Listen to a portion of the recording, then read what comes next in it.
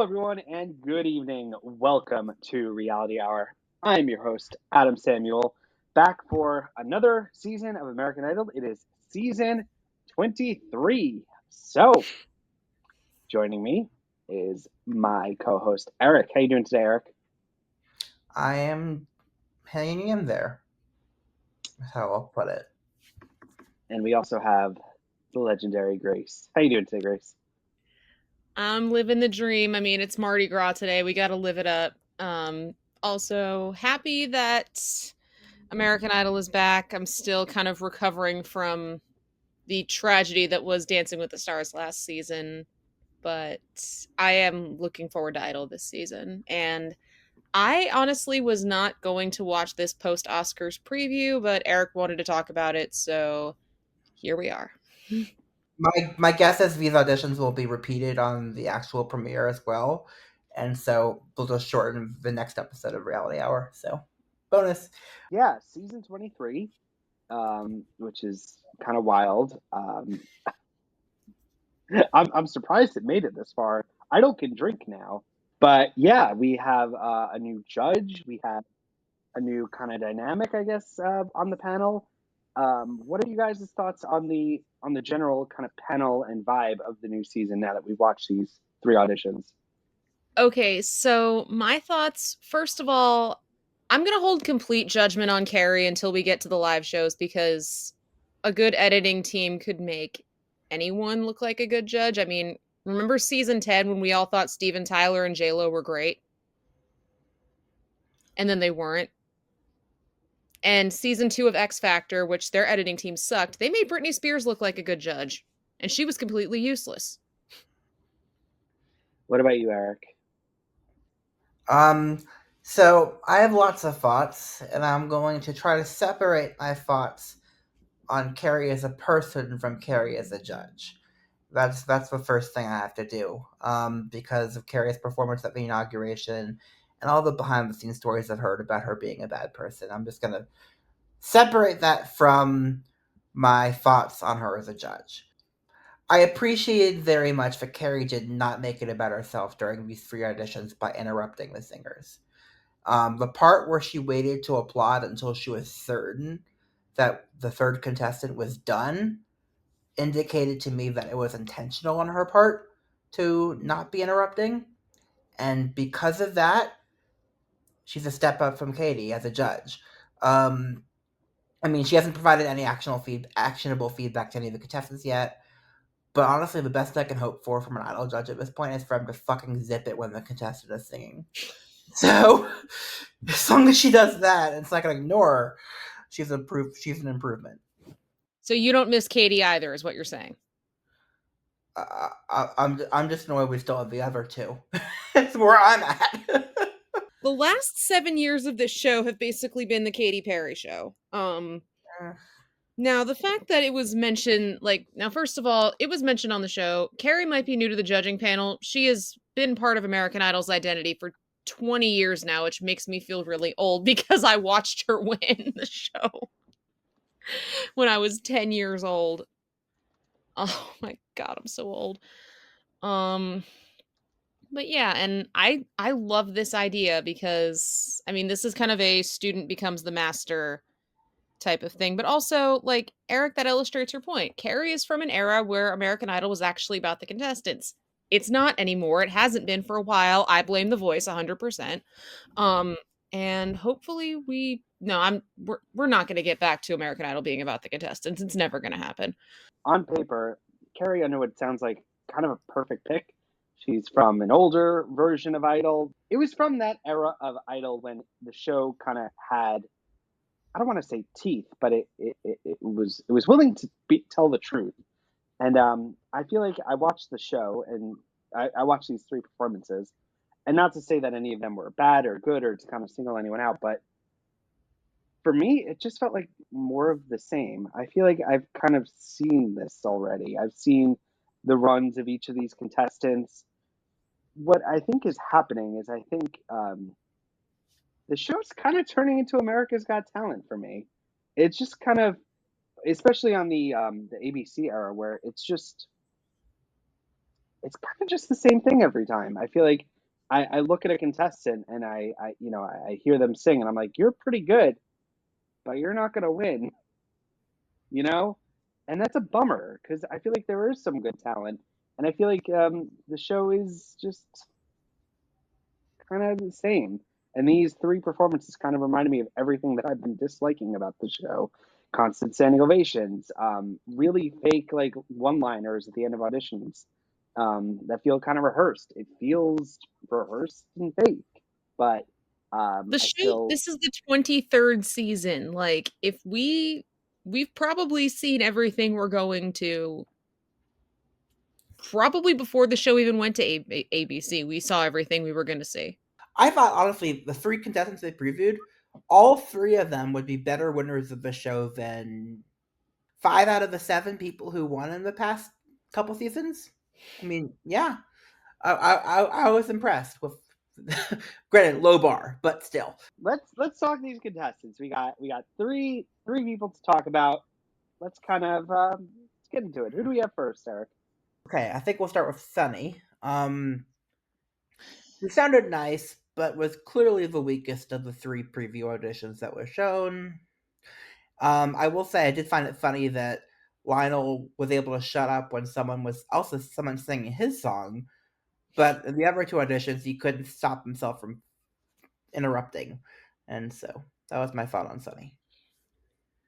Grace? I mean, so this was actually the only audition that my mom watched because my DVR cut off before the other 2. So I had to watch the other 2 on YouTube. And my mom was like, "Ooh, I like him."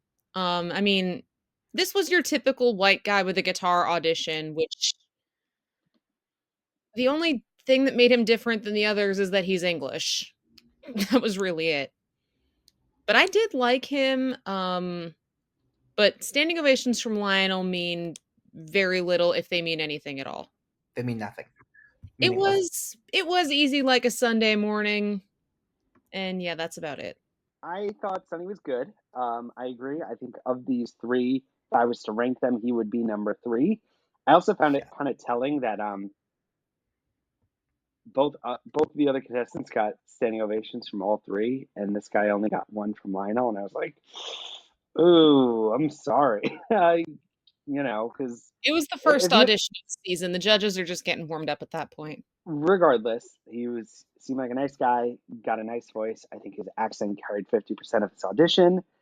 But moving forward, I don't know how well he'll fare, but he's he's solid. Who do we have next, Eric? We have God, I need the sound effect. I need to create a sound effect for this next one because Why? Because I'm his name is Thunderstorm Artis. 100%. I'm gonna do a lightning strike sound effect. I'm gonna steal it from Strike Force 5. And I'm gonna add it in, and it's gonna be worth it for me to pull that sound effect because he's gonna be here for a long time. I don't watch The Voice, but I know that he was on The Voice because with a name like Thunderstorm, you're not gonna be forgotten as being a contestant on the show. And as expected from somebody who made the finale on The Voice already, he can really sing. I love the gravel in his voice. I think he actually might be one of my favorites this year potentially. So, And he's from Hawaii. who he is? He is indeed. Well, they mentioned that. He doesn't live there now, but he is from there originally. Okay. But yeah, I'm looking this up because okay, he came in 3rd place and he was on Yeah. Nick Jonas's team, which is probably why he didn't win. Well, it's also the COVID season that he was on, I think. So, This was the only original song we got of the auditions.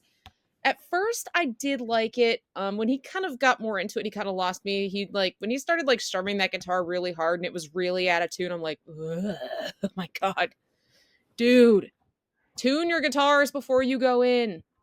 It's not that hard. They make apps for that. I for Thunderstorm, I thought he was a really good singer. I was really I didn't love the song itself. I'm not a big I don't know if it's controversial, but I really don't like original songs, especially in auditions.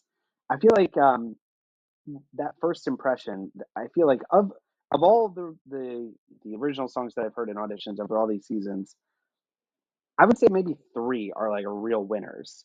Like most of them are just range from forgettable to kind of okay with those rare diamond in the rough.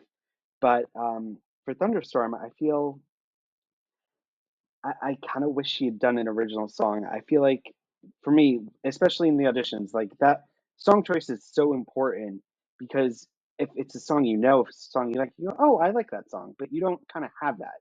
So that kind of hinders my opinion on the performance, not the performance, but the like his presentation of an audition.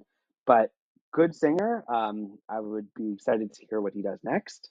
But yeah, I think I still need to see some more here. I mean, we covered all the bases. We had a white guy with a guitar, we had an original song, and now we have Now we have our old Big fashioned. voice belter.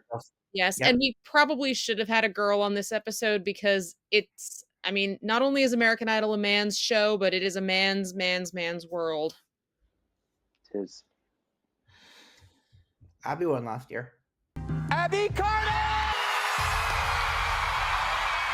Not happening again, but just had to say it.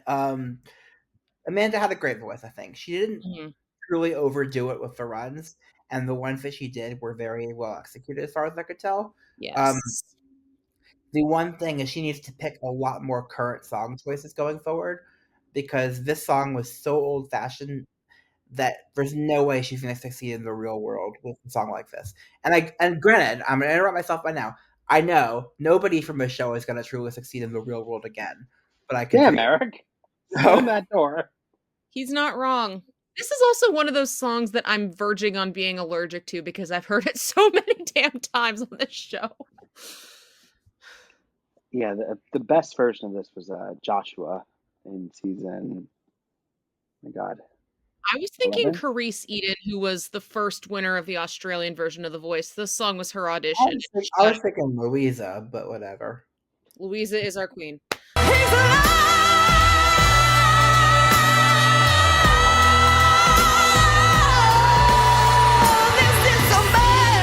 We'll be talking more about Louisa later this season. Spoiler alert.